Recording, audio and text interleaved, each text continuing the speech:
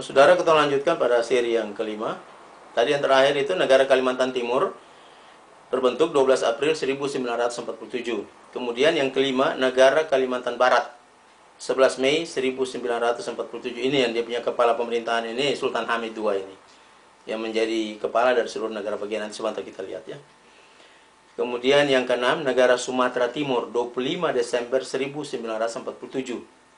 Yang ketujuh, negara Banjar 14 Januari 1948 juga di Kalimantan.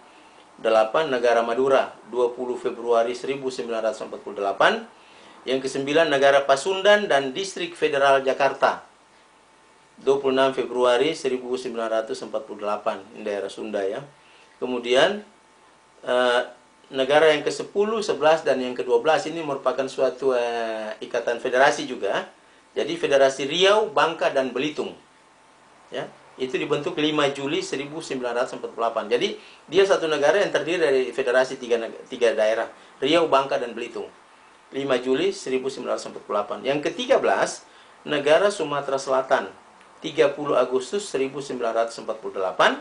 Yang ke-14, negara Jawa Timur 26 November 1948. Yang ke-15, negara Jawa Tengah 2 Maret 1949. Jadi, saudara-saudara, kita lihat dari antara kurun waktu aksi militer pertama dan yang kedua itu terbentuk ada 15 negara bagian. Ya. Nah, dasar pembentukan negara bagian ini sebagai berikut. Pertama, selaras, serasi, seimbang, dan sesuai dengan perjanjian Linggarjati dan Renville. Yang kedua, kemufakatan bebas dan demokratis dari rakyat wilayah tersebut. Jadi itu kehendak rakyat untuk membentuk mereka punya negara bagian masing-masing. Bukan kehendak orang per orang. Dan yang ketiga, pembentukannya bukan pada wilayah RI. Yang keempat, ketetapan tentang plebisisitan atau penentuan nasib sendiri untuk wilayah kependudukan berdasarkan perjanjian Linggarjati dan Renville. Apakah mereka mau bergabung dengan RI atau membentuk negara bagian dalam RIS, atau membentuk hubungan khusus dengan RI dan atau kerajaan Belanda, diabaikan oleh RI. Karena maksud ekspansionis. Inilah dasarnya, saudara-saudara. Jadi, beta ulangi yang dasar yang terakhir ya.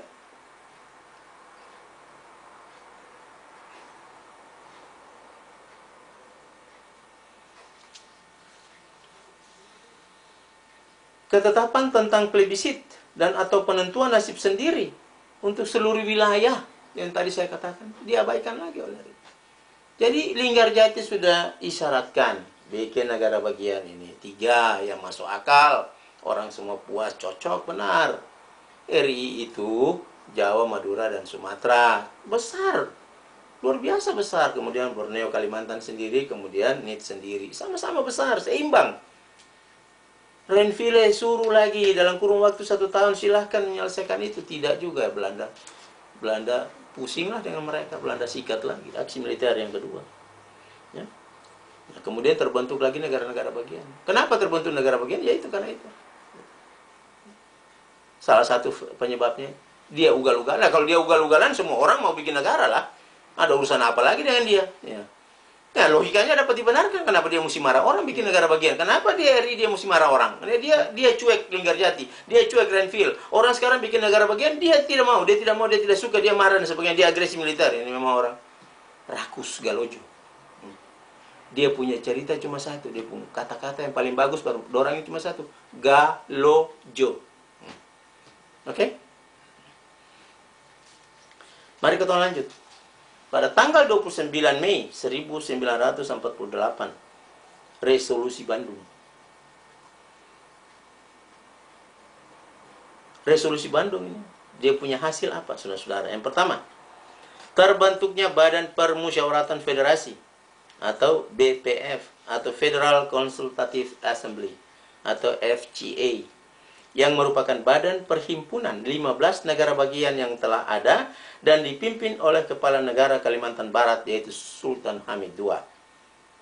Jadi tadi saya bilang, negara Kalimantan Barat 11 Mei 1947 dibentuk, Kepala negaranya Sultan Hamid II yang berdasarkan resolusi Bandung 29 Mei 1948 diangkat menjadi kepala Badan Permusyawaratan Federal dari ke-15 negara bagian kecuali RI.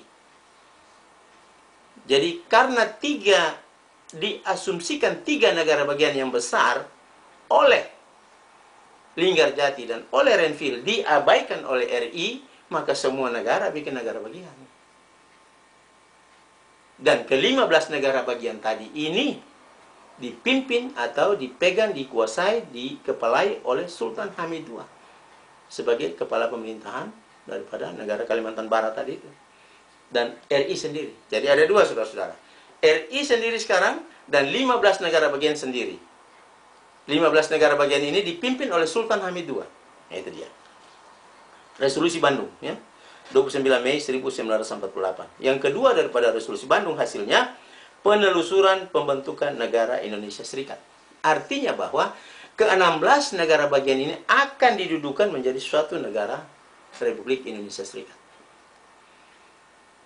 Jadi kalau Alice yang mau yang tadi, Linggarjati, Renville juga yang mau, ya sudah, mari kita bikin 16. Oke? Karena siapa yang ngajar Alice yang mau? Kalau Alice yang mau ya ketemu bikin dong. Iya, itu kenapa Alice marah? Anda yang boleh marah, Anda tidak boleh marah. Kenapa Anda mesti marah orang? Ya, nah, sekarang, jadi 2 hasil daripada resolusi Bandung. Pertama, Sultan Hamid II diangkat menjadi kepala Badan Permusyawaratan Federasi 15 negara bagian tadi. Dan ke-16 negara bagian ini pada butir 2 akan menjadi suatu negara Republik Indonesia Serikat. Oke. Nah, atau disebut negara Indonesia Serikat.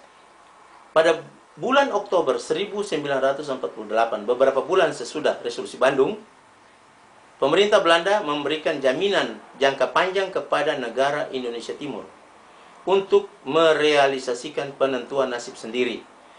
Kenapa saudara? Karena maksud manifest daripada RI untuk menduduki teritori negara-negara bagian tersebut. Ya. Pada bulan Oktober 1948, maksud ekspansionis daripada RI Soekarno dan dia punya antek-antek sudah tercium bau. Dan oleh sebab itu, pada bulan Oktober 1948, Belanda memberikan jaminan jangka panjang kepada negara Indonesia Timur. Indonesia Timur, silahkan bentuk penentuan nasib sendiri. Ayo silahkan, siapa mau merdeka silahkan, cepat, bikin. Karena maksud manifest daripada RI untuk mencaplok ini negara-negara bagian tadi ini. Nah, 13 daerah otonom daripada negara Indonesia Timur ini diberikan kesempatan oleh Belanda, silakan. Siapa yang mau merdeka silakan. Cuma mendasar tolol juga ini NIT ini, negara Indonesia Timur. Sudah dikasih keluasan oleh Belanda tapi dia pura-pura tak tahu. Dia masih pikir RI ini bagus memang, jiwanya tulus seperti merpati. Ini Indonesia Timur ini, Presiden Sukawati ini, bagus dia. Jujur orangnya, baik.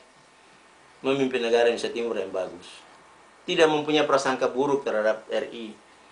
Tapi memang dasar belang, ular di bawah daun, orang Ambon bilang. RI. Jadi dia manfaatkan kebaikan orang. Kemulusan orang dimanfaatkan. Saudara-saudara lihat sini. Luar biasa.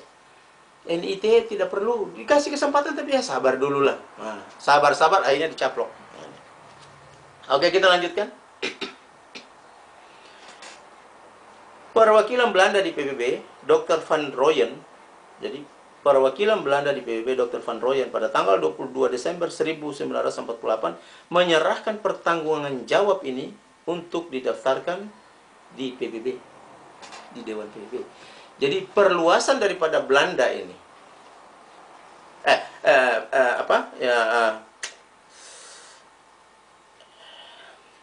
jaminan daripada pemerintah Belanda untuk memberikan kesempatan kepada negara Indonesia Timur untuk merdeka masing-masing daerahnya itu dibawa oleh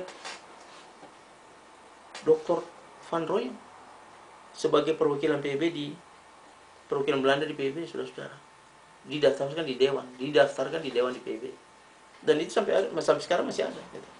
Oke, kita lanjutkan. Pada tanggal 28 Januari 1949, resolusi Dewan Keamanan Perserikatan Bangsa-Bangsa yang tadi saya katakan tadi, sesudah habis dari Ngerjati kemudian habis dari Renville kemudian ada aksi militer yang pertama dan kedua, maka terjadilah atau dikeluarkan resolusi Dewan Keamanan PBB yang mengisyaratkan atau yang menentukan sebagai berikut. 1. Hentikan aksi militer Belanda dan hentikan aksi gerilya